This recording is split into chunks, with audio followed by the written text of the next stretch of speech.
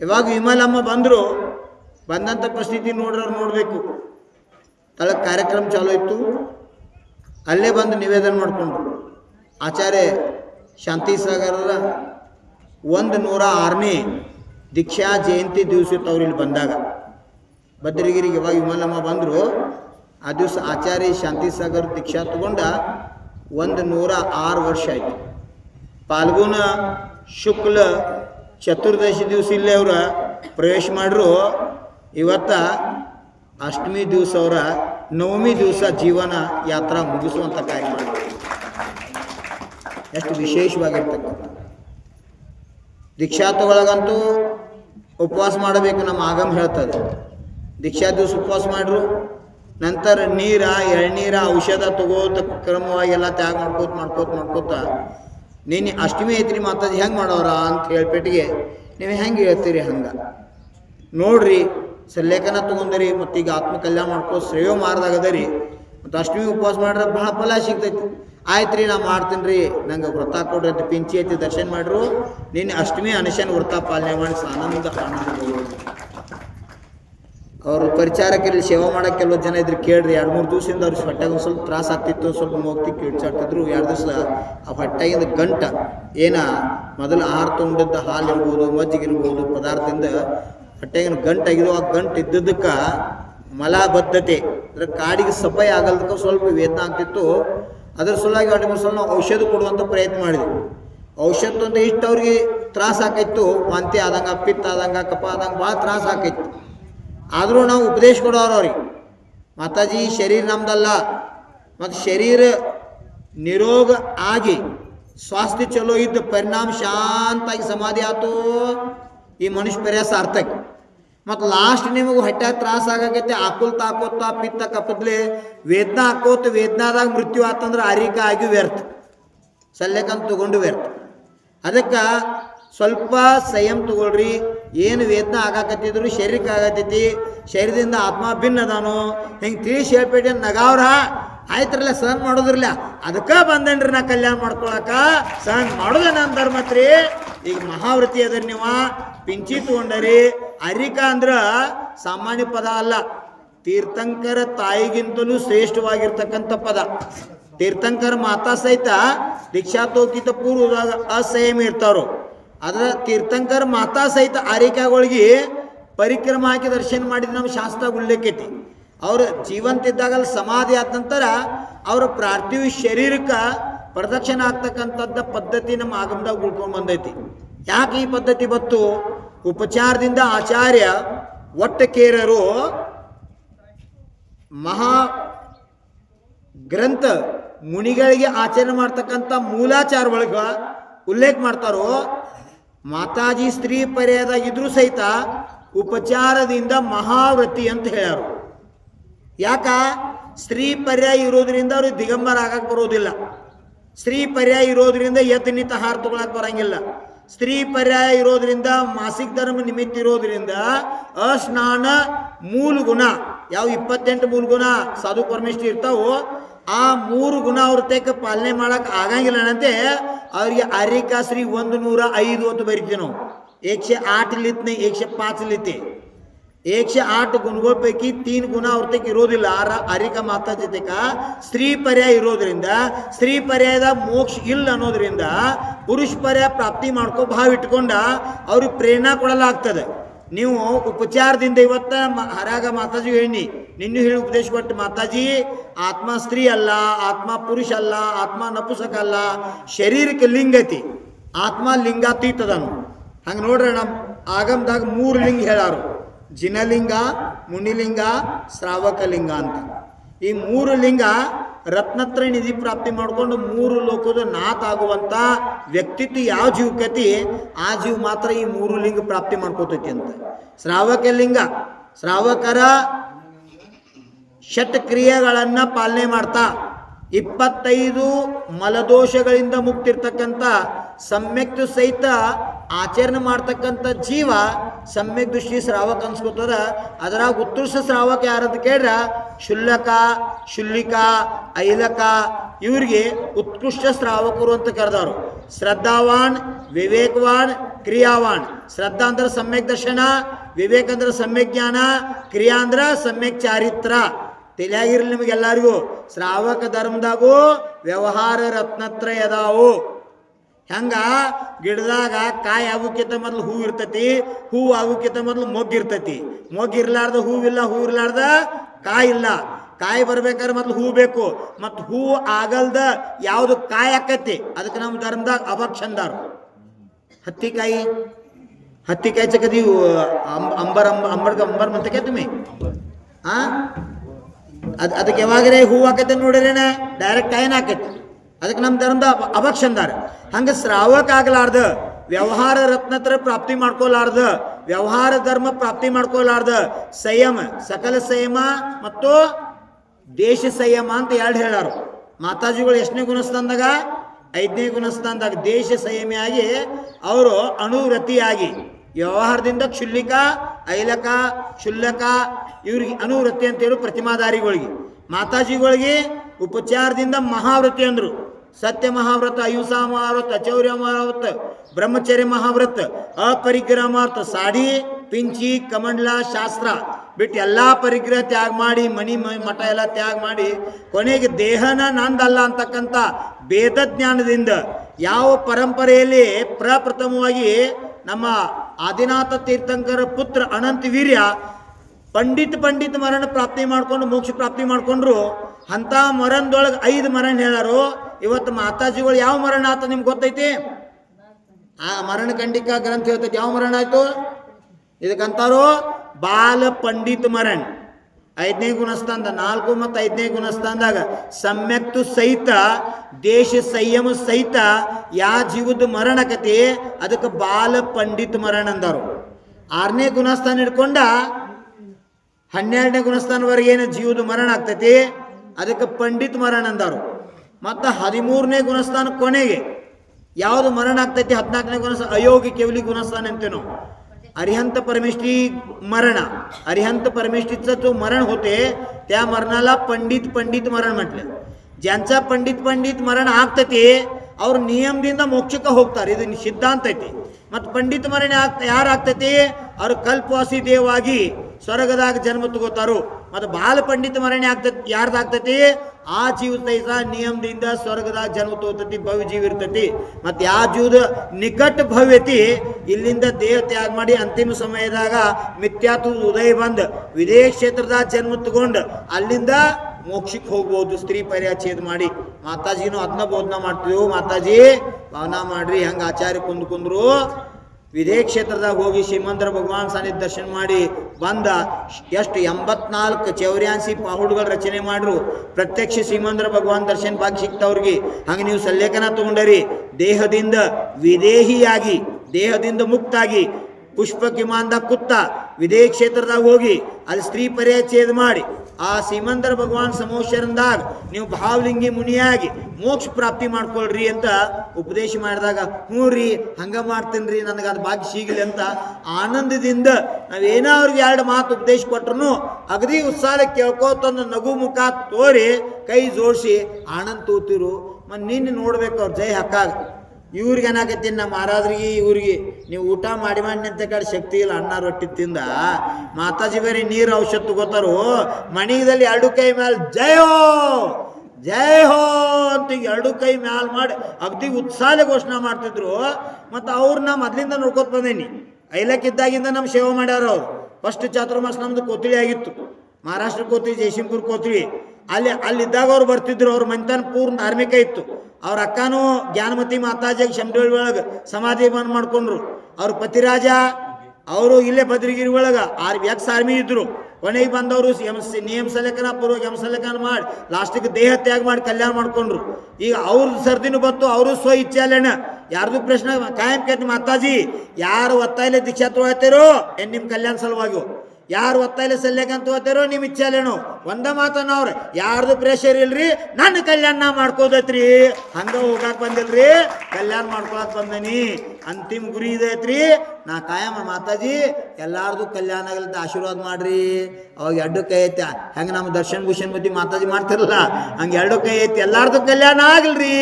ಮನುಷ್ಯ ಭಾಷೆಗೂ ದುರ್ಲಭ ಇದು ಸಿಕ್ಕತಿ, ಎಲ್ಲರೂ ಸಾಧಿಸ್ಕೊಳ್ರಿ, ಎಲ್ಲರಿಗೂ ಭಾಗ್ಯ ಸಿಗಲಿ.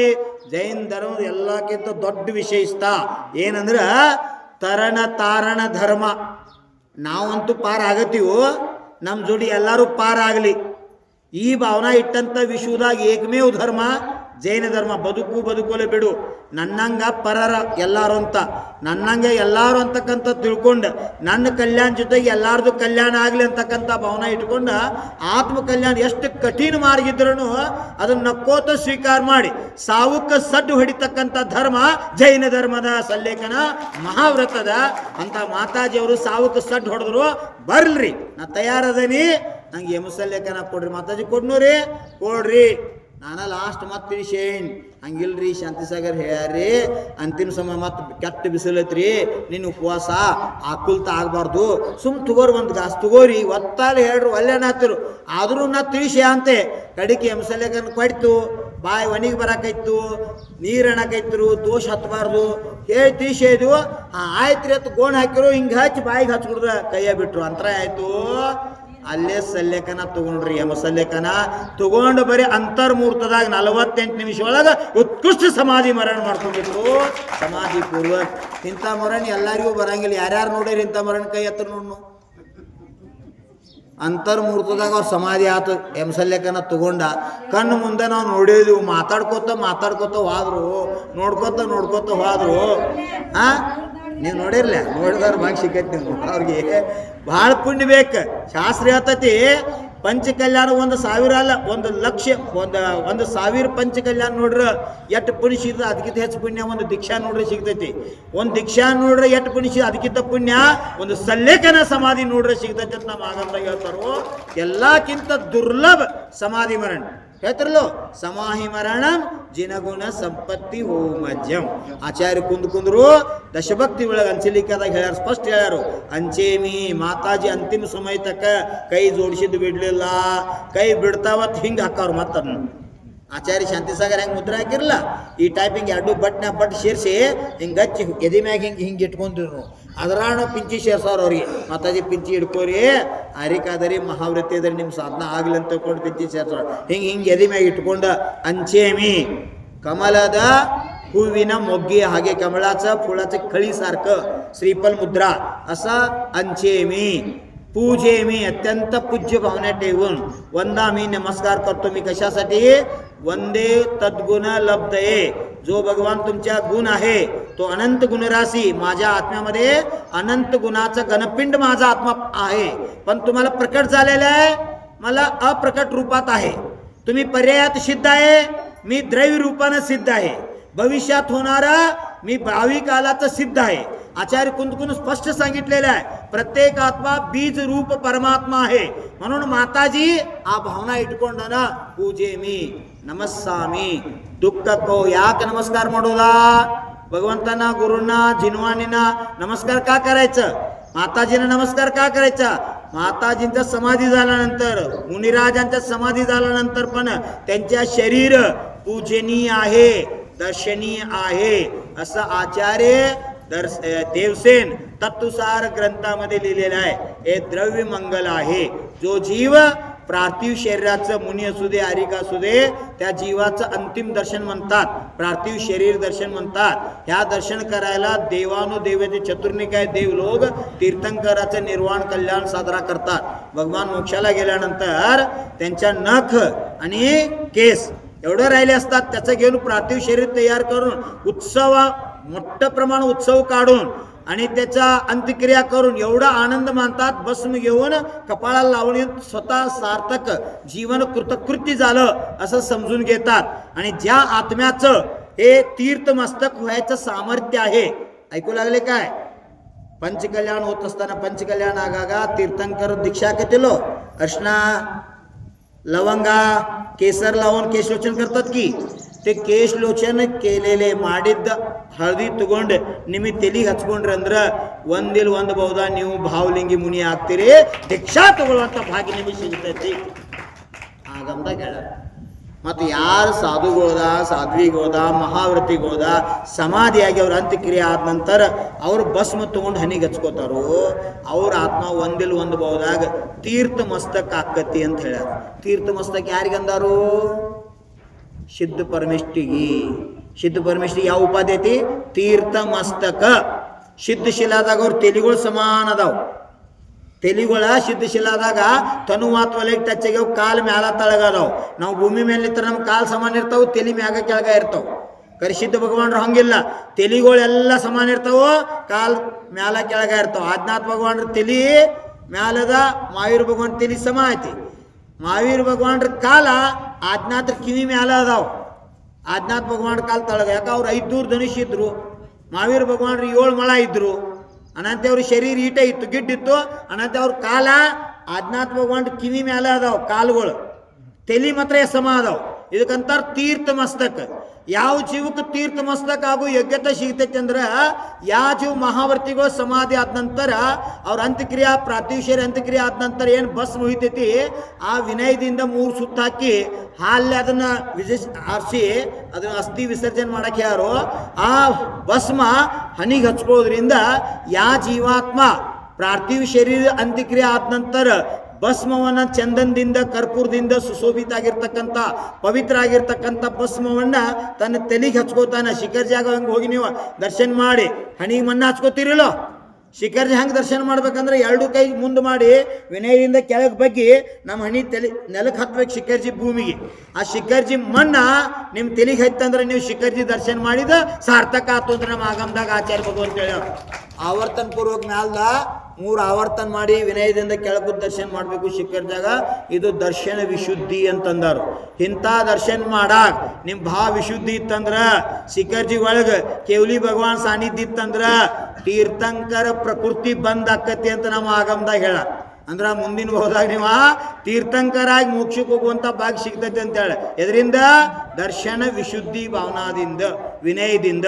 ಹಂಗ ಸಾಧು ಸಂತರ ಸಮಾಧಿ ಆದ ನಂತರ ಅವ್ರ ಭಸ್ಮವನ್ನು ಹನಿಗೆ ಹಚ್ಕೊಂಡು ಸ್ವತಃ ಕೃತಕೃತ್ಯ ಆಗ್ತಕ್ಕಂಥ ಭಾವ ನಮ್ಮ ಆಗಮದಲ್ಲಿ ವರ್ಣನೆ ಮಾಡ್ಯಾರು. ಅದಕ್ಕೆ ಯಾವ ಬಹುದಾಗ ಮಾಡಿ ಸುಕೃತ ಪುಣ್ಯ ಅವ್ರದಿತ್ತು. ಅನಂತ ಇವತ್ತು ಜೈನ್ ಕುಲದಾಗ ಜನ್ಮ ತಗೊಂಡ್ರು, ಯಾವ ಮನ್ಯಾಗ ಧಾರ್ಮಿಕ ಊರಿತ್ತು ಅಂಥ ಮನ್ಯಾಗ ಜನ್ಮ ತಗೊಂಡ್ರು, ಯಾವ ಮನ್ಯಾಗ ಧಾರ್ಮಿಕ ವಾತಾವರಣ ಆ ಮನೆಗೆ ಗಂಡ ಮನೆಗೆ ಅಂದ್ರೆ ಮದುವೆ ಮಾಡ್ಕೊಂಡು ಅಲ್ಲಿ ಹೋದ್ರು, ಅಲ್ಲೂ ಧರ್ಮಮಯ ಜೀವನ ತೆಗೆದ್ರು. ಪಾಠಶಾಲಾ ಹಿಡ್ಕೊಂಡ ಎಷ್ಟೋ ಶ್ರಾವಿಕಗೋದ ಸಲ್ಲೇಖನದ ಭಾವ ತಗೊಂಡ್ರು. ಪಶು ಪಕ್ಷಿ ಪ್ರಾಣಿಗಳ ದನಗೋದ ಸಲ್ಲೇಖನ ಕೊಟ್ಟರು. ಎಷ್ಟೋ ಆಚಾರ್ಯಗಳ ಮಹಾರಾಜರ ಮಾತಾಜಿಗಳ ಎಲ್ಲರ ಸಲ್ಲೇಖನ ತಗೋತಾರ ಗೊತ್ತಾತಾರ. ಮನಿ ಬಿಟ್ಟ 8 ದಿವಸ ಒಂದೊಂದು ತಿಂಗಳಗಟ್ಟಲೆ ಹೋಗಿ ಅವ್ರ ಸಾಧನದೊಳಗೆ ಭಾಗ ತಗೊಳ್ಳೋಂಥ ಕಾರ್ಯ ಮಾಡಿ ಭಕ್ತಿ ಸ್ತುತಿ ಮಾಡ್ರು. ಎಲ್ಲ ಪಂಚಕಲ್ಯಾಣಿತರ ಯಾವಾಗ ಅವ್ರಿಗೆ ಇನ್ವಿಟೇಷನ್ ಕೇಳಲಿಲ್ಲ. ಆ ಪಂಚಕಲ್ಯಾಣದಾಗ ಹೋಗಿ ಆ ಸಭಾ ಶುರುವಾಕಿತ್ತ ಮೊದಲು ಸಾಧು ಸಂಘ ಬರೋಕ್ಕಿಂತ ಮೊದಲು ಮಾಯಕ್ಕೆ ತಗೊಂಡು ಭಗವಂತರ ಭಕ್ತಿ ಅನ್ನೋದ, ಗುರುಗೋ ಭಕ್ತಿ ಅನ್ನೋದ, ಸಮ್ಮೇಶ್ ಶಿಖರ್ಜಿ ಭಕ್ತಿ ಅನ್ನೋದ. ಯಾಕ 4 ಮಂದಿ ಮನಸ್ಸು ಗೆದಿಬೇಕಂತವ್ರು ಯಾವ ಭಕ್ತಿ ಮಾಡಲಿಲ್ಲ, ಸ್ವತಃ ಆತ್ಮನ ತೃಪ್ತಿ ಸಲುವ ಭಕ್ತಿ ಮಾಡ್ತಿದ್ರು. ಆ ಭಕ್ತಿ ಪ್ರಭಾವ ಬದ್ರಿಗಿರಿಗೆ ಬಂದು ನಿವೇದನೆ ಮಾಡ್ಕೊಂಡ್ರು. ಅರಿಕಾ ದೀಕ್ಷಾ ಅಂಗೀಕಾರ ಮಾಡ್ರು. ಅವ್ರು ಮಾಡ್ತಕ್ಕಂಥ ಭಕ್ತಿ ಮೆಚ್ಚಿ ಅವ್ರನ್ನ ಹೆಸರು ಕೊಟ್ಟಿವಿ ಭಕ್ತಿ ಭೂಷಣಮತಿ ಮಾತಾಜಿ. ಅರಿಕಾ ಶ್ರೀ ಭಕ್ತಿ ಭೂಷಣಮತಿ ಮಾತಾಜಿಯಾಗಿ 7 ದಿನಗಳ ಕಾಲ ಅರಿಕಾ ಜೀವನದಲ್ಲಿ ಜೀವನವನ್ನು ಸಾಧನ ಮಾಡ್ತಾ ಮಾಡ್ತಾ ಇವತ್ತು ಅಷ್ಟಮ ದಿವಸ 8ನೇ ದಿವಸ ಅವ್ರದ್ದು ಮಹಾವೃತ್ತಿಯಾಗಿ ತಿಥಿ ಪ್ರಕಾರ ಇವತ್ತು ನವಮಿ ತಿಥಿ ವಿಶೇಷ. ಆದಿನಾಥ ಭಗವಂತರ ಜನ್ಮ ದಿವಸ ಇವತ್ತು ಜನ್ಮ ಕಲ್ಯಾಣ. ಈ ತಿಥಿ ದಿವಸ ಆದಿನಾಥ ಭಗವಾನ್ ಜನ್ಮ ಆಗಿತ್ತು. ಮಾತಾಜಿಯವರು ಆ ದಿವಸ ಈ ದೇಹ ತ್ಯಾಗ ಮಾಡಿ ಸಮಾಧಿ ಮರಣ ಮಾಡ್ಕೊಂತ ಪವಿತ್ರ ಕಾರ್ಯ ಮಾಡಿದ್ರು. ಭಾಳ ಮೆಚ್ಚುವಂಥದ್ದ. ಯಾಕಂದ್ರೆ ಅದು ಮಾಡಾಗ ನೋಡಾಗ ಹೇಳಾಗ ಕೇಳಾಗ ಏನು ಆನಂದ ಅನುಭವ ಆಕೈತಿಲ್ಲ ಅದನ್ನು ಬಾಯಲ್ಲಿ ವ್ಯಕ್ತ ಮಾಡೋಕ್ಕಾಗೋದಿಲ್ಲ. ಮಾತಾಜಿ ಅಂತಿಮ ಸಮಯದಾಗ ಸಹಿತ ಅತಿ ಜಾಗೃತ ಅವಸ್ಥೆದಾಗ ಬಾಯಲೇನ ಅವರ ನಂತರ ಲಾಸ್ಟ್ ಟೈಮ್ದಾಗ ಇವಾಗ ಅವ್ರು ಇದು ನಾವು 2-3 ಸಲ ಹೇಳಿದ್ವು ಕಣ್ಣು ತೆರಿ ಅಂತೇಳಿ. ಕಣ್ಣು ತೆರಿ ಶಕ್ತಿ ಸಹಿತ ಅವ್ರದ್ದು ಕ್ಷೀಣ ಆಯಿತು. ಅವಾಗ ಒಂದು ಸಲ ನಾಲ್ಕು ಅಳಿಗಾಡ್ತು ಅವ್ರ ಶರೀರ ತ್ಯಾಗ ಮಾಡಿ ಆತ್ಮ ಅತಿ ಉಚ್ಚ ಗೋತ್ರಕ್ಕೆ ಮುಂದಿನ ಸದ್ಗತಿಗೆ ಹೋಗಿಬಿಡ್ತು. ಶಾಸ್ತ್ರ ಉಲ್ಲೇಖ ಐತಿ, ನಾಭಿ ಮ್ಯಾಗಿನ ಸ್ಥಾನದಿಂದ ಆತ್ಮ ಶರೀರದಿಂದ ವಿಯೋಗ ಆತಂದ್ರೆ ಹೋತಂದ್ರೆ ನಿಯಮದಿಂದ ಆ ಜೀವ ಸದ್ಗತಿಗೆ ಹೋಗ್ತೈತಿ ಅಂತ ನಾವು ಆಗಮದಾಗ ಉಲ್ಲೇಖ ಮಾಡ್ಯಾರು. ಅದಕ್ಕೆ ಮಾತಾಜಿ ಅವರು ಇವತ್ತು ಮಹಾವೃತ್ತಿಯಾಗಿ ಕ್ಷೇತ್ರದೊಳಗೆ ಯಾವ ಕ್ಷೇತ್ರದಾಗ 772 ಮುನಿಗಳು ಅಂತಿಮ ಸುರ್ತಿಕೆಯಲ್ಲಿ ಆಚಾರ್ಯ ಭದ್ರಬಹು ಚಾತುರ್ಮಾಸ ಮಾಡ್ರು. ಅಂಥ ತಪೋಭೂಮಿ ಒಳಗೆ ಯಾವ ಭದ್ರಗಿರಿ ಭೂಗರ್ಭದಾಗ 18 ಪ್ರತಿಮಾಗಳು ಪ್ರಾಪ್ತ ಅದು, ಆದಿಗಿರಿ ಭಗವಂತ ಅಂತ ಪ್ರತಿಮಾ ಪ್ರಾಪ್ತ ಅದು. ಅಂಥ ಪವಿತ್ರ ಕ್ಷೇತ್ರದೊಳಗೆ ಅಂತಿಮ ಶ್ವಾಸ ಬಿಟ್ಟ ಅವ್ರ ಆತ್ಮನ ಪರಮ ಕಲ್ಯಾಣ ಮಾಡಿಕೊಂಡ್ರು. ಅಂಥ ಉತ್ಕೃಷ್ಟ ಮರಣ ಅಂತಿಮ ಸಮಯದ ಗುರು ಪಾದ ಮೂಲದಾಗ ಹೇಳಲು ಎಷ್ಟು ಚಂದ. ಮರಣ ಸಮಯ ಗುರು पाद मूल हो संत समूह रहे, जिनालयों में जिनवानी की गंगा नित्य बहे। भव भव में संन्यास मरण हो, नाथ हाथ दर दो, मेरा अंतिम मरण समाधि तेरे दर पर हो। ओ प्रभुवर तेरे दर पर हो, दुख नाश हो कर्म नाश हो, बोधि लाभ वर दो, जिन गुण से प्रभु आप बरे हो, वह मुझ में भर दो। यही प्रार्थना यही भावना पूर्ण आप कर दो, यही प्रार्थना यही भावना पूर्ण आप कर दो, मेरा अंतिम मरण समाधि तेरे दर पर हो। ओ गुरुवर तेरे चरणों में हो, तेरी छत्र छाया भगवन, तेरी छत्र छाया जिनमा, तेरी छत्र छाया गुरुवर मेरे सिर पर हो, मेरा अंतिम मरण समाधि तेरे दर पर हो। ओ गुरुवर तेरे चरणों में हो, ओ जिनमा तेरे चरणों में हो, ओ प्रभुवर तेरे चरणों में हो। ವಿಮಲಮ್ಮ ಕಾಯಂ ರೀತಿ ಭಕ್ತಿ ಮಾಡ್ತಿದ್ಲು. ಆ ಭಕ್ತಿ ಪ್ರಭಾವ ಅಂತಿಮ ಸಮಯಕ್ಕೆ ಹಂಗೆ ಸಿಗಲಿಲ್ಲ. ಅರಿಕ ಆಗಿ ನಿಯಮ ಸಲ್ಲೇಖನ ಯಮಸಲ್ಲೇಖನ ಪೂರ್ವಕ ಉತ್ಕೃಷ್ಟ ಸಮಾಧಿ ಮರಣ ಮಾಡ್ಕೊಂತ ಸೌಭಾಗ್ಯ ಅವ್ರು ಪ್ರಾಪ್ತಿ ಮಾಡ್ಕೊಂಡ್ರು. ಇದು ಭಕ್ತಿ ಪ್ರಭಾವ, ಪೂರ್ವ ಜನ್ಮ ಸುಕೃತ ಪುಣ್ಯದ ಫಲ ಪ್ರಭಾವ, ಈ ಬೌದ್ಧ ಮಾಡಿದ್ದ ಪ್ರಬಲ ಪುರುಷಾರ್ಥದ ಪ್ರಭಾವ. ನೀವು ನೋಡೇರಿ, ಅಕಲಂಕ ಮಾರಾದ್ರ ಗುಂಪಾದಾಗ ಬಂದ ದಿವಸ ಮೈಗೆ ತಗೊಂಡು ಎಷ್ಟು ಹೇಳಬೇಕು ಅನ್ನೋ ಜಿಜ್ಞಾಸ ಆಯ್ತು ಅವ್ರಿಗೆ. ಒಳಗಿಂದ ತೋಡ್ಕೋಬೇಕು. ಮನ್ಯಾಗ ಅಲ್ಲಿ ನೋಡ್ರೆ ವಾತಾವರಣ ಬಂದವ್ರು ನಂಗೆ ಹೇಳ್ರು, ಹಾದ್ಯಾಗ ಸಮಾಧಿ ಆಕತ್ತೇನು ಅಂತಿರತ್ತು ಊರಾಯಿನ ಜನ. ಹಂಗೆ ಅವ್ರದ್ದು ಶಾರೀರಿಕ ವಾತಾವರಣ ಇತ್ತು. ಇಲ್ಲಿ ಬಂದ ನಂತರ ಕ್ಷೇತ್ರ ಮಹಿಮಾ, ಗುರು ದರ್ಶನದ ಮಹಿಮಾ, ಅಲ್ಲಿ ಸಿದ್ಧ ಚಕ್ರ ಆರಾಧನಾ ನಡೆದಿತ್ತು. ಆ ಅಷ್ಟಾಣಿಕ ಪರ್ವದ ಮಹಿಮಾ ಬಂದ ನಂತರ ಮಾಯಕನಾಗ ಮಾತಾಡಿ ನಿವೇದನ ಮಾಡ್ಕೊಂಡ್ರು, ನಾ ಆತ್ಮ ಕಲ್ಯಾಣ ಮಾಡ್ಕೊಳಕ್ಕೆ ಮನಿ ತ್ಯಾಗ ಮಾಡಿ ಬಂದನ್ರಿ, ನಂದು ಆತ್ಮ ಕಲ್ಯಾಣ ಮಾಡ್ರಿ, ದೀಕ್ಷಾ ಕೊಟ್ಟು ನಂದು ಆತ್ಮನ ಸಮಾಧಿ ಆಗಲಿ ಅಂತೇಳಿ 8 ದಿವಸದಿಂದ ಭವನ ಮಾಡಿದ್ರು. 8 ದಿವಸನಾಗ ಕಲ್ಯಾಣ ಮಾಡ್ಕೊಂಡು ಆತ್ಮ ಕಲ್ಯಾಣ ಮಾಡ್ಕೊಂಡ್ರು. ಎಷ್ಟು ಜೀವಕ್ಕಿಂತ ಭಾಗ ಸಿಗ್ತೈತಿ ಹೇಳ್ರಿ ನೋಡು. ಅಲ್ಪ ಸಮಯದಾಗ ಅರಿಕ ಆಗಿ ನಿಯಮ ಸಲ್ಲೇಖನ ಯಮಸಲ್ಲೇಖನ ತಗೊಂಡು ಆನಂದದಿಂದ ಶರೀರ ತ್ಯಾಗ ಮಾಡೋದು ಗುರು ಪಾದ ಮೂಲದಾಗ ನನ್ನ ಜೀವನದಾಗ ಇಂಥವು ನೋಡು ಬಹಳ ದುರ್ಲಭ. ಭದ್ರ ನಮ್ಮ ದರ್ಶನ್ ಭೂಷಣ್ ಮತಿ ಇರ್ಬೋದು, ಜ್ಞಾನ ಭೂಷಣ್ ಮತಿ, ಚಾರಿತ್ರ್ಯ ಭೂಷಣ್ ಮತಿ ಇರ್ಬೋದು, ಇಲ್ಲಿ ಶಾಂತಿಧರ್ ಭೂಷಣ್ ಅವ್ರು 2018 ದೀಕ್ಷಾ ತೊಗೊಂಡಾರ. ಇವ್ರು ನೋಡ್ರಿ ಲಾಸ್ಟಿಗೆ ಬಂದು ಹೆಂಗೆ ಹೊಡೆದ್ರೆ ಕುಸ್ತಿ. ಆಫರ್ ಅಂತಾರೆ, ಯಾರು ಯಾವ ರೀತಿ ಆಫರ್ ಸಿಗ್ತೈತಿ. ಮಲ್ಲಿನಾಥ ಭಗವಾನ್ರ ಹಂಗೆ. ಮಲ್ಲಿನಾಥ ಭಗವಾನ್ ದೀಕ್ಷಾ ತೊಗೊಂಡು ಬರೀ 6 ದಿವಸ ಮುನಿ ಆಗಿದ್ರು. 7ನೇ ದಿವಸ ಅವ್ರಿಗೆ ಕೇವಲ ಜ್ಞಾನ ಪ್ರಾಪ್ತ ಆಯಿತು. ಅಲ್ಪ ಚದ್ಮಸ್ತ ಕಾಲದಾರಿ ಆದ್ರೆ 24 ತೀರ್ಥಂಕರು ಮಲ್ಲಿನಾಥ. ಹಂಗೆ ಅಲ್ಪ ಜೀವ ಇರ್ತಾವೋ, ಅಲ್ಪ ಸಮಯದಾಗ ಆತ್ಮಾಂದು ವಿಶುದ್ಧ ಕಲ್ಯಾಣ ಮಾಡ್ಕೊಳ್ಳಂತವ. ಎಷ್ಟೋ ಜೀವ ದೀಕ್ಷಾ ತೊಗೊಂಡು 30 ವರ್ಷ 40 ವರ್ಷ ಅರಿಕಾಗಿ ಮುನಿಗಳಾಗಿ ಅಂತಿಮ ಸಮಯದಾಗ ಸಮಾಧಿ ಸಿಗಂಗಿಲ್ಲ. ಏನೇನೋ ರೋಗ ನಿಮಿತ್ತಾಗಿ ಅಥವಾ ಆಕ್ಸಿಡೆಂಟ್ ಆಗಿಯೋ ಏನೋ ನಿಮಿತ್ತಾಗಿ ಕೊರೋನಾ ಕಾಲದಾಗ ಎಂತಿಂಥ ಚಲೋ ಸಾಧುಬೋದ ಸಮಾಧಿ ಆಗಿ ಹೋಯ್ತು, ಸಲೇಖನ ಆಗಲಿಲ್ಲ. ಇದೆಲ್ಲ ಕರ್ಮದ ಆಟ. ಅದಕ್ಕೆ ಅವ್ರ ಅಂಥ ಕೊರೋನಾ ಕಾಲದಾಗ ಅವ್ರ ಆತ್ಮ ಎಷ್ಟೋ ಜನ ಸಲ್ಲೇಖನ ಕೊಟ್ಟ, ಎಷ್ಟೋ ಜೀವದು ಕಲ್ಯಾಣ ಮಾಡುವಂಥ ಭಾಗ ಸಿಕ್ತು. ಅಂತಾದ್ರಾಗ ಅವ್ರ ಶರೀರ ಯಾವುದೋ ರೋಗಗ್ರಸ್ತ ಆಗ್ಲಾರ್ದ ಅಂತಿಮ ಸಮಯದಾಗ ವಾತ ಪಿತ್ತ ಕಪ ಮೂರು ಶಾಂತ ಅದು ಮತ್ತು ರತ್ನತ್ರಯ ನಿಧಿ ಪ್ರಾಪ್ತಿ ಮಾಡ್ಕೊಂತ ಯೋಗ ಆ ಜೀವ ಪ್ರಾಪ್ತಿ ಆಯ್ತು.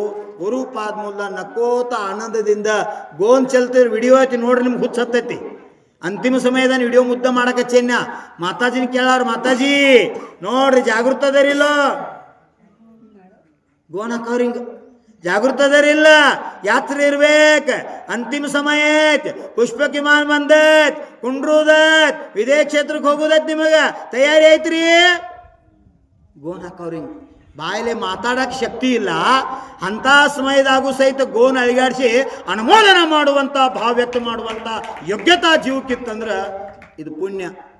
ಅಂತಿಮ ಸಮಯದ ಸ್ಮೃತಿ ಹೋಗಿ ನಂತರ ನಮ್ಮ ಬೋಜೆ ಪಾಟೀಲ್ ಧರ್ಮಪತ್ನಿ ಅವು ಭಾವಿತ್ತು ಕರೆ ಇಲ್ಲಿ ತರ್ತೀವಿ ಅನ್ನಕೈತ್ರಿ. ನಾ ಕೇಳಿ ಸ್ಮೃತಿ ಐತಿ, ಇಲ್ಲಿ ಕ್ಷಮಾ ಮಾಡ್ರಿ ಆಚರಿಸಿ, ಅವ್ರಿಗೆ ಏನು ತಿಳಿವತ್ತು, ಮುಂದೆ ಬಂದವ್ರು ಯಾರು ಹೋದವ್ರು ಏನೂ ಗೊತ್ತಾಗೋ ಸ್ಮೃತಿ ಇರ್ಲಿಕ್ಕಂದ್ರೆ ಏನು ತರಬೇಡ್ರಿ, ಅಲ್ಲಿ ಜಪ ಕೊಡ್ತೀರಿ ಅಲ್ಲೇ ಕಲ್ಯಾಣ ಆಗಲ್ರಿ. ಯಾಕಂದ್ರೆ ಮುಂದಿನ ದೀಕ್ಷೆ ಅದು ಕೊಡಕ್ಕೆ ಬರಂಗಿಲ್ಲ. ಶಾಸ್ತ್ರ ಹೇಳ್ತಾರೆ ಸ್ಮೃತಿ ಇರ್ಬೇಕು. ಒಂದು ಸಲಾರಿ ಕರ್ ಪಾತ್ರದಾಗ ಅರಿಕ ಆದ್ರೆ ಆಹಾರ ಮಾಡಬೇಕು, ಮುನಿ ಆದ್ರೆ ಒಂದು ಸಲಾರಿ ಕರ್ಪ ಆಹಾರ ಮಾಡ್ಬೇಕು. ಮಾತಾಜಿಗೆ ಎಷ್ಟು ಆಹಾರ ಮಾಡ್ರು, ಎಷ್ಟು ಆಹಾರ ಮಾಡ್ರು? ಹಾಂ, 8 ಹೆಂಗೆ ಮಾಡ್ತಾರ? ದೀಕ್ಷಾ ದಿವಸ ಒಂದು ಉಪವಾಸ ಆಗೈತಿ, ನಿನ್ನೆ ಉಪವಾಸ ಆಗೈತಿ. ಹಾಂ, 6 ಆಹಾರ ಮಾಡ್ರು. ಹೆಂಗೆ ಅದಕ್ಕೆ ನಂಗೆ ನೆನಪತ್ತು, ಯಾರು ನೆನ್ಸ್ಕೊಂಡ್ಯಾ? ಮಲ್ಲಿನಾಥ ಭಗವಾನ್ರನ್ನ ದೀಕ್ಷಾ ತಗೊಂಡು 6 ದಿವ್ಸನ್ಯಾಗ ತಪ ಮಾಡಿ ಕೇವಲ್ಗಾನ ಮಾಡ್ಕೊಂಡು 24 ತೀರ್ಥಂಕರ ಒಳಗೆ ಕಡಿಮೆ ಕಾಲದೊಳಗೆ ಕೇವಲ್ಗಾನ ಮಾಡ್ಕೊಂಡ ತೀರ್ಥಂಕರ್ ಯಾರಂದ್ರೆ ಮಲ್ಲಿನಾಥ. ಹಂಗೆ ಭಕ್ತಿಭೂಷಣ್ ಮತಿ ಮಾತಾಜಿ ಅಲ್ಪ ಸಮಯದಾಗನ ಸಮಾಧಿ ಮರಣ ಮಾಡ್ಕೊಂತ ಯೋಗ ಪಡ್ಕೊಂಡ್ರು. ಮನೆ ಬಂದಿರಲಿಲ್ಲ ಬಾರಾಮತಿ ಅವರ ಕಲ್ಪನಾ, ಅವ್ರಿಗೆ ಈ ಭಾಗ ಸಿಗಲಿಲ್ಲ. ಪ್ರತಿಮಾಧಾರಿಯಾಗಿ ಸಮಾಧಿ ಮಾಡ್ಕೊಂಡ್ರು ಅವ್ರಿಗೆ ಅರಿಕಾಗಿ ಕೇಶೋಚನ ಮಾಡ್ಕೊಂಡು ದೀಕ್ಷೆ ತಗೊಂಡು ಆತ್ಮಕಲ್ಯಾಣ ಮಾಡ್ಕೋಬೇಕು ಸಿಗಲಿಲ್ಲ. ಇವ್ರಿಗೆ ನೋಡ್ರಿ ಅರಿಕಾ ಮಾತಾಜಿಯಾಗಿ ನಿಯಮಸಲೇಖನ ಯಮಸಲೇಖನ ಪೂರ್ವಕ ಭಾವ ವಿಶುದ್ಧಿ ಪೂರ್ವಕ ಪರಿಣಾಮ ಸಮತಾ ಪೂರ್ವಕ ಗುರು ಪಾದ ಮೂಲದಾಗ ಚತುರ್ವಿಧ ಸಂಘ ಸಾನ್ನಿಧ್ಯದೊಳಗೆ ದೇಹ ತ್ಯಾಗ ಮಾಡುವಂಥ ಸೌಭಾಗ್ಯ ಸಿಕ್ತು. ಇದು ಪರಮ ಸೌಭಾಗ್ಯ. ಆಚೈ ಪುಣ್ಯದಿಂದ ಸಿಗಾಕ್ ಸಾಧ್ಯ. ಆಚಾರ್ಯ ಸನ್ಮತಿ ಸಾಗರ್ ಸಾನ್ನಿಧ್ಯದೊಳಗೆ ಗೊಮ್ಮಟ್ ಸಾಗರ್ ಸಮಾಧಿ ಆಗಾಕತ್ತಿತ್ತು. ಎಲ್ಲಿ? ದಾಮ್ನಿ ಒಳಗೆ.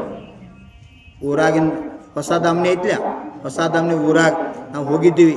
ಸಂಗೀತ ಅದ್ರಾಗ ಅವ್ರು ಮಹಾರಾಜರ ಕ್ಷಮಾ ಮಾಡ್ರಿ, ಈ ಸಮಯದಾಗ ನಂಗೆ ಅವ್ರತೆ ಕುಂಡ್ರಾಕಾಗೋದಿಲ್ಲ, ಅಂಜಿಕೆ ಬರ್ತೈತ್ರಿ, ನೋಡೋಕ್ಕಾಗೋದಿಲ್ಲ ಅಂತಿರೋ ದಿಗಂಬರ್ ಮುನಿಗಳಿಗೆ ಮಾರಾತೆ ಕೂತ್ ಅಂತಿಮ ಸಮಯದಾಗ ಅದೃಶ್ಯ ನೋಡೋಕ್ಕಾಗೋದಿಲ್ಲ. ನಾ ಅಣ್ಣಿ ಮುಂದೆ ನೀ ಹೆಂಗೆ ಮಾಡ್ಕೊಳ್ಳೋ ಬಾಬಾ. ಹಿಂಗಾದ್ರೆ ಸಲ್ಲೇಖನ ಅಂದ್ರೆ ಉತ್ಸಾಹದಿಂದನೇ ಸೇವೆ ಮಾಡ್ಬೇಕು. ಯಾಕಂದ್ರೆ ಒಮ್ಮೆ ಹಿಂಗೆ ಹೊಳ್ತಿದ್ರು, ಒಮ್ಮೆ ಹಿಂಗೆ ಹೊಳ್ತಿದ್ರು, ಒಮ್ಮೆ ಹಂಗಾದ್ ಮಾಡ್ಕೋತಿದ್ರು, ಒಮ್ಮೆ ಹಿಂಗೆ ಮೋತಿ ಕಿಮಿಸ್ತಿದ್ರು.